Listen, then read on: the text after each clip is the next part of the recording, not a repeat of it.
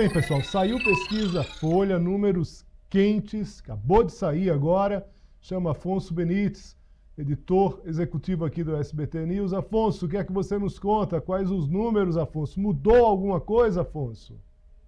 Oi, Léo, boa tarde a você, boa tarde a todos que nos acompanham. Mudança muito pequena aí, Léo. Se a eleição fosse hoje, Ricardo Nunes seria reeleito prefeito de São Paulo. A pesquisa da Datafolha, feita hoje, na verdade divulgada hoje, uma semana após a primeira pesquisa do segundo turno, mostra que o Ricardo Nunes oscilou de 55% para 51%. Uma queda de 4 pontos percentuais ali. A margem de erro da pesquisa é de 3 pontos. Então ele oscilou bem pouco ali. O Guilherme Boulos, o seu adversário, ele está com 33% das intenções de voto. É o mesmo percentual, o mesmo índice aí da semana passada, Léo. Eu vou chamar para conversa com a gente o Bruno Silva, cientista político, professor da Unesp e mestre em Ciências Sociais, também pela Unesp. Vamos fazer um bate-papo aqui em cima dos números, Bruno. O Afonso traz aqui os números mostrando que o impacto ali, existiu um impacto, não dá para não desconsiderar isso, mas muito pequeno, efetivamente. E a gente sabe, Bruno, da dificuldade do Boulos em relação a essa eleição. É inegável a dificuldade. E a única, e numa situação dessa, onde ele tem uma alta rejeição, mais uma vez eu não gosto do parâmetro da rejeição como número muito importante, porque é uma eleição polarizada. Quando um tem uma rejeição alta, isso é o espelho contrário ali do apoio do adversário, efetivamente. Mas, de qualquer forma, se tem uma rejeição maior do Guilherme Boulos, se tem uma dificuldade de entrada em determinados grupos, como os grupos evangélicos, se imaginou que o eleitor do Marçal fosse um eleitor talvez um pouco mais fácil de capturar, não é isso que se tem mostrado as pesquisas, se imaginou que o eleitor da Tabata não ia para o Boulos, isso eu estou falando a partir da perspectiva da própria campanha do Boulos. Nesse caso, para a infelicidade dos estrategistas do Boulos, no caso da Tabata, eles acabaram acertando, ou seja, se eles erraram em relação à capacidade de buscar votos no Marçal, acabaram acertando em relação à dificuldade da Tabata transferir votos para o Boulos. Eu queria te falar o seguinte, se espera, por favor, Afonso. Ô, Léo, só para contribuir, trazendo números aí isso que você está falando de rejeição aqui, a rejeição tanto do Boulos quanto do Nunes caiu 2 pontos percentuais ali, né? Do Boulos caiu de 58 para 56 e do Nunes de 37 para 35. Quando você falou do Marçal, o que me chamou a atenção nessa pesquisa da Datafolha foi que o número de eleitores do Marçal que disseram que votarão no Boulos agora cresceu. É pequeno ainda, mas cresceu de 4% para 8%. Compensação, e do Nunes caiu de 84% para 77% dos eleitores. Então, uma das possibilidades aí é por conta desse apagão que aconteceu em São Paulo e também aí da atitude mais dura que o Guilherme Boulos tem adotado nos debates, né? Só trazendo para contribuir aí com a discussão, Léo. Perfeito. Porque, na verdade, essa, inclusive, era uma tentativa dos estrategistas do Boulos de começar a tentar puxar esses eleitores do Marçal. Mesmo assim, como você mesmo disse, isso não é suficiente para que você tenha uma mudança no quadro. Professor, eu estou falando tudo isso por quê? Porque se imaginava, numa situação dessa, o que se espera são episódios que possam vir a mudar uma campanha. Seja um escorregão no debate, seja uma denúncia que apareça, seja um evento para fora da campanha, como no caso do apagão, mas o apagão, ao que tudo indica, ainda não representou essa força do Boulos, que segue há pouco menos de uma semana e meia aí para a campanha, muito claramente com a campanha com dificuldades e o favoritismo ainda do Ricardo Nunes. A partir de tudo isso, dos números do Afonso e dessas análises iniciais aqui, como é que o senhor avalia essa campanha? Muito obrigado mais uma vez. Vamos lá, primeiramente, muito boa tarde, Léo, muito boa tarde, Afonso, né? Todos que estão nos acompanhando aqui no SBT News, né? Feliz em poder colaborar e contribuir para quem está nos acompanhando com essa discussão. Eu acho que o primeiro ponto fundamental que a gente tem que considerar aqui é o fato de que se trata de uma campanha, e até a rejeição, como você comentou ainda no início, Léo, faz muito sentido, né? Trata-se de uma campanha que engaja em vários momentos, não a favor de um determinado projeto ou a favor de uma determinada leitura do que seria o melhor para a cidade de São Paulo, mas engaja muito mais contra o outro, né? Então, acho que esse é um elemento importante. A gente tem acompanhado as eleições como um todo, e nos ambientes em que elas polarizam, né, de alguma forma, a competição local ela polariza, se torna muito mais essa disputa contra o projeto do que a favor de um determinado projeto, né? Tem essa lógica, digamos assim, até um tanto quanto menos de escolha e muito mais plebiscitária, né? Não é novidade para ninguém que o Boulos teria muita dificuldade em conseguir avançar na votação, sobretudo para esse segundo turno. Basta observar o que foi o resultado do primeiro turno, onde você teve ali o Pablo Marçal, o Ricardo Nunes e o Boulos praticamente muito próximo ali, né? Os percentuais de votos, com diferenças que são diferenças não tão expressivas assim em número de votos absolutos, e obviamente que havia uma leitura de que, até a julgar por como a campanha havia sido construída no primeiro turno e, consequentemente, a preferência do eleitor, que a migração do eventual voto, por exemplo, de Marçal, que é o que tinha ali absorvido a maior fatia, né, vamos dizer assim, do que seria essa outra via, né, que não Nunes e que não Boulos nas eleições, seria muito mais dificultada para Boulos e relativamente mais facilitada, né, para Ricardo Nunes. Então, acho que é um pouco disso que a gente está acompanhando.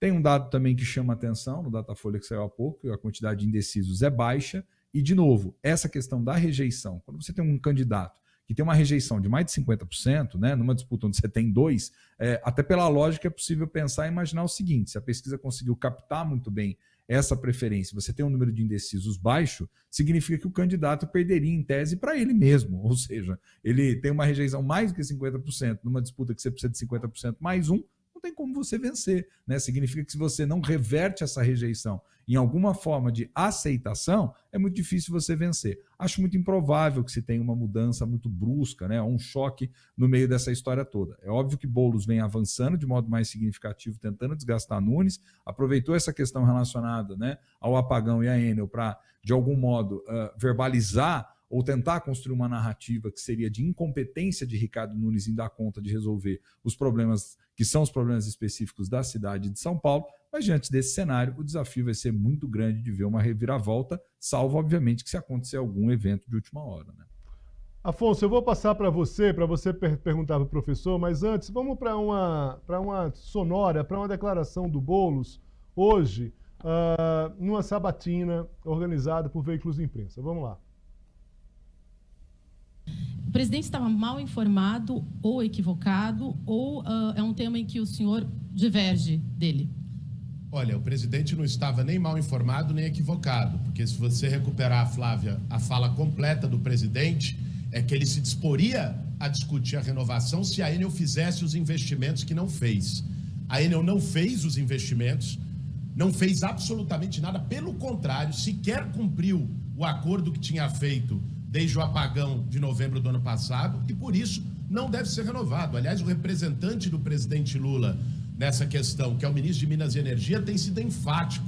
Deu uma entrevista coletiva ontem, atacando a Enel, cobrando as responsabilidades, fez um ofício, depois de eu conversar com ele no sábado de manhã, né, estava fora do país, fez um ofício para a ANEEL exigindo providências contra a Enel, inclusive reiterando a avaliação de caducidade que ele tinha enviado já em abril desse ano, pós a Enel não ter cumprido determinadas condições que tinham sido estabelecidas desde o apagão de novembro.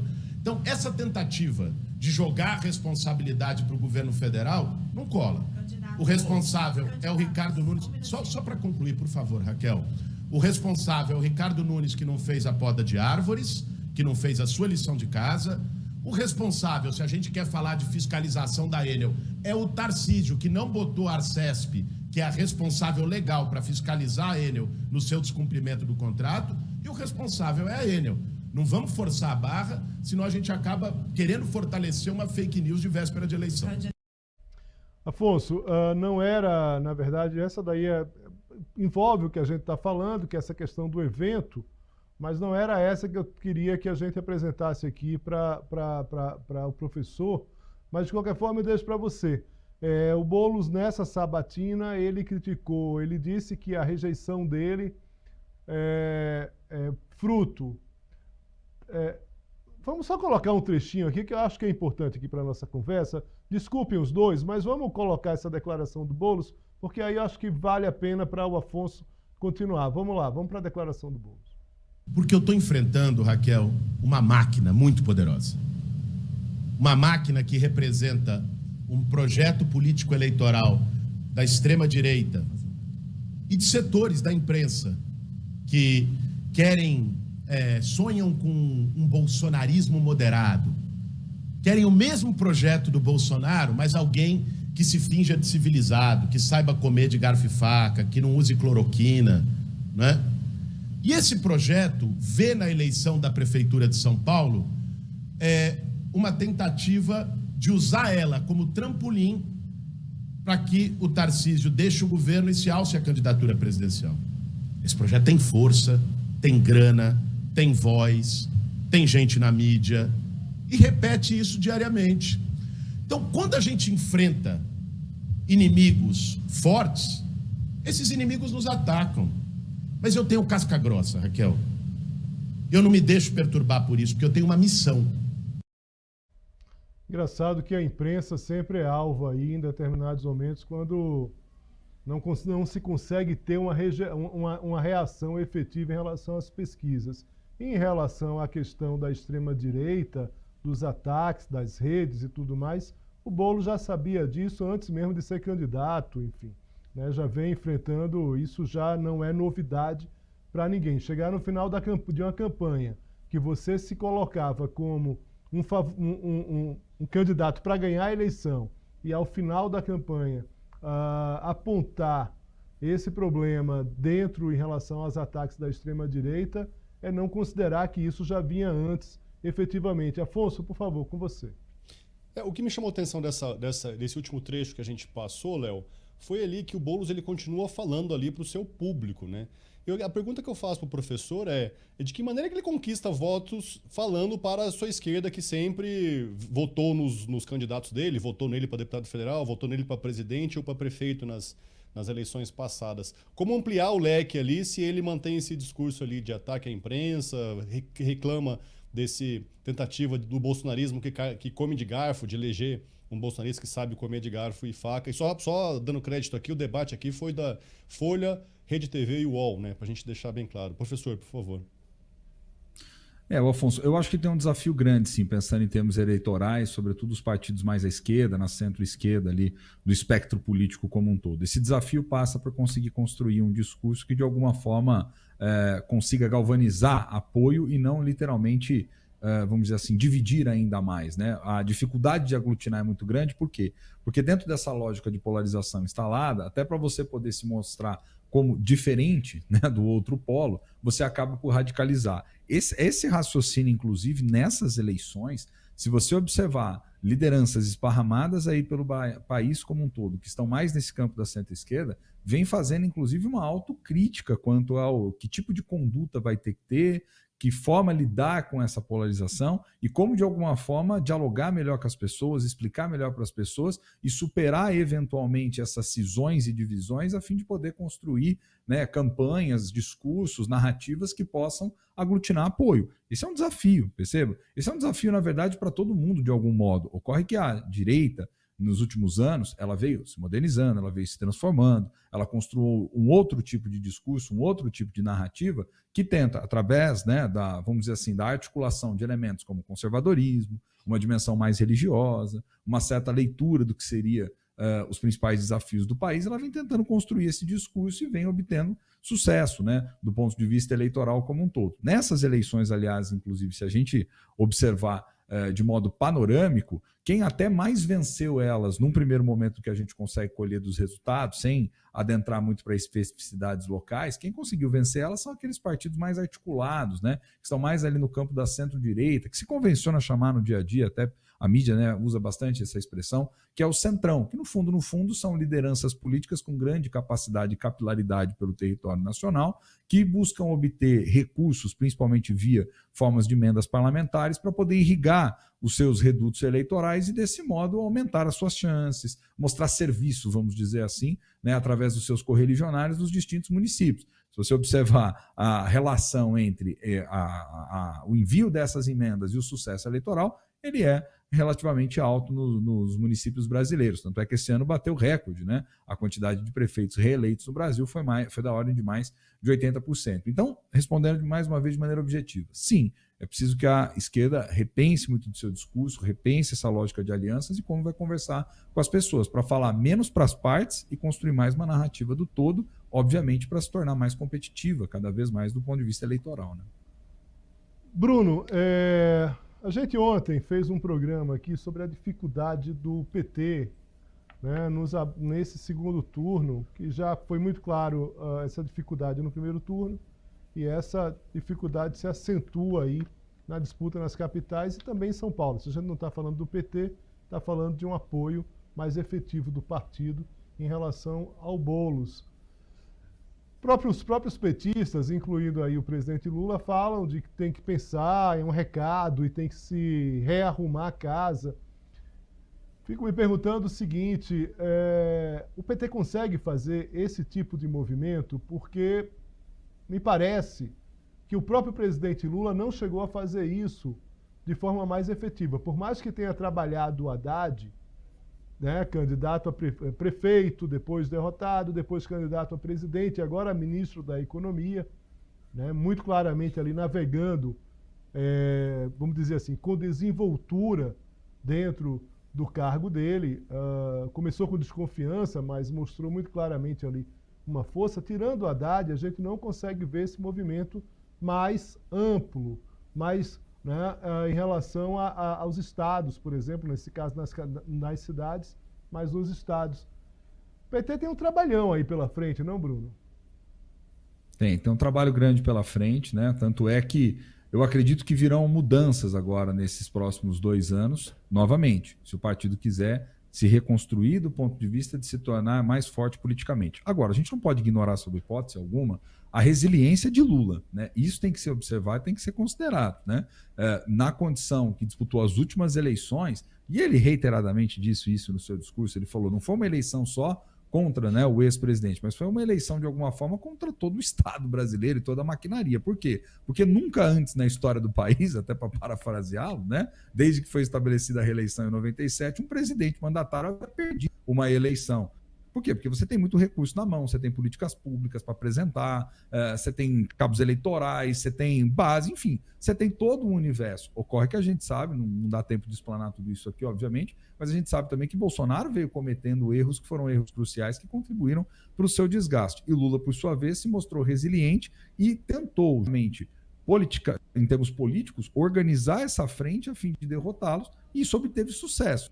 Mas é engano achar que esse sucesso foi um sucesso absoluto e que lhe conferiria uma vida tranquila nos próximos anos, ou que tampouco essa aliança que o sustentou daria conta, por exemplo, de promover um crescimento do PT a nível nacional, como observado lá atrás no seu primeiro e segundo governo. A conjuntura é outra, o momento é outro, há um desgaste acumulado em função de N fatores relacionados à política nacional, né? Então, petrolão, caso de corrupção, enfim, uma série de eventos que contribuíram para esse desgaste como um todo. Então, você tem razão, né? O partido tem um desafio muito grande, pensando agora, sobretudo, lá na frente, nas eleições de 2026 que virão. Se observarmos de modo mais atento a nível municipal, de algum modo, esses partidos, todos eles ganharam politicamente. Vou dar um exemplo, né? O PL ampliou a sua representação em termos de quantidade de prefeituras, ampliou a sua representação em termos de quantidade de vereadores. Então, isso mostra o relativo sucesso e a força política que existe dentro desse núcleo bolsonarista, né? Por outro lado, o PT conseguiu ganhar mais eleições do que havia ganhado em 2020, em termos de prefeituras, ampliou a sua bancada também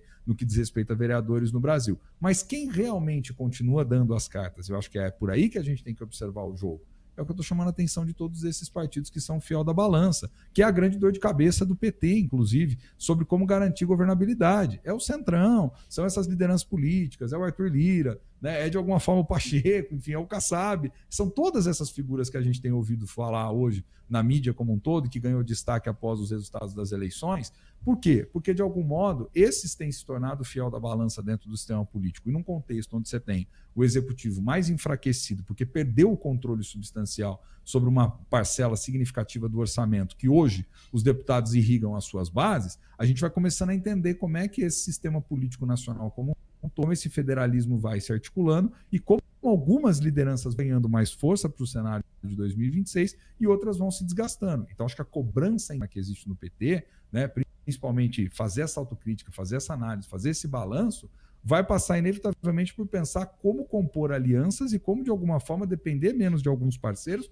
e com quem dar a mão para as próximas eleições. Porque no horizonte imediato, olhando o jogo hoje, não tem outro jogo. O jogo é Lula, né, nas próximas eleições, de alguma forma. Não tem uma liderança que se consolidou, que foi criada a ponto de nacionalmente desafiar outras. E do outro lado, né, dessa polarização, vamos dizer assim, há um desafio grande também. Porque Bolsonaro, na condição de inelegível, e inelegível até, né, 2030, se não me falha a memória, né, que é a questão da inelegibilidade. Então, o que acontece diante desse cenário? Você tem um vácuo, alguém vai tentar ocupar esse vácuo. E as eleições municipais estão servindo de corda de tensão para poder entender que personagens vão ser esses. Vai ser Tarcísio, por exemplo, que de algum modo saiu vencedor das eleições porque conseguiu aumentar a representatividade, esteve presente ali em lugares-chave, mesmo em regiões que são regiões mais adensadas em termos populacionais no Estado, fazendo candidatos ou apoiando diretamente candidatos que estiveram dentro do seu entorno? Será que vai ser outra figura a partir do próprio núcleo da família Bolsonaro que vai despontar, que de alguma forma também esteve presente em campanhas e em alguns lugares conseguiram levar adiante a lógica de polarização, desestabilizaram a competição local? Então, acho que tem muitas cartas na mesa, né, Léo, Afonso, quem nos acompanha, que é importante a gente observar a partir do que está acontecendo. Não dá para supor, por exemplo, que necessariamente o que resultar de São Paulo será um prenúncio do que vai acontecer em 2026. Tem muita água para rolar por debaixo dessa ponte, né? Agora, um ponto é importante. De alguma forma, o PT e a esquerda têm tido uma dificuldade muito grande em conseguir se consolidar em lugares que são lugares onde há muita concentração eleitoral. E acho que isso é evidente. Basta olhar no mapa das votações, que é basicamente onde? No Centro-Sul como um todo, né? Então, se consolidar no Centro-Sul é um elemento importante para que depois você possa ter sucesso eleitoral, por exemplo, viu, Léo? Bruno Silva, cientista político, muito obrigado. Diria, Bruno, que o Lula mostra a resiliência, mas que ali no finalzinho o Jefferson e Carla Zambelli deram uma ajudada boa ali para no caso do PT, né? Bruno Silva, muito obrigado. Afonso Benites, muito obrigado mais uma vez aqui pela presença. Muito obrigado aos dois, um bom trabalho. Imagina, eu que agradeço, um grande abraço, satisfação participar nesse espaço. Valeu.